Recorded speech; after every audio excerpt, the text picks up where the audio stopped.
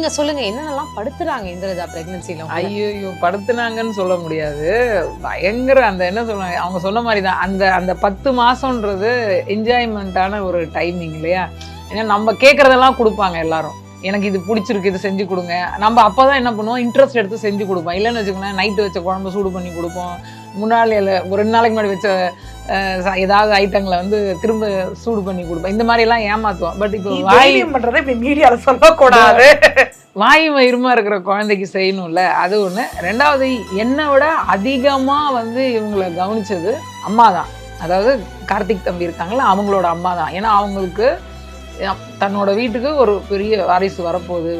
அதனால வந்து அவங்களுக்கு பிடிச்சது, ஏன்னா ஃபுல்லாக அவங்க வந்து மதுரை ஸ்டைல் தான். நம்ம மெட்ராஸ்க்கு வந்து கிட்டத்தட்ட ஒரு 25-30 வருஷம் ஆனதுனால எங்களுக்கு தெரிஞ்ச விஷயங்களை மட்டும் கொடுத்துக்கிட்டு, இல்லை பிடிச்சது ஏதாவது கடையில் வாங்கி கொடுப்போம். ஆனால் அந்த குக்கிங் செக்மெண்ட்டுன்றது அவங்க வளர்மதி அம்மா தான் பண்ணாங்க.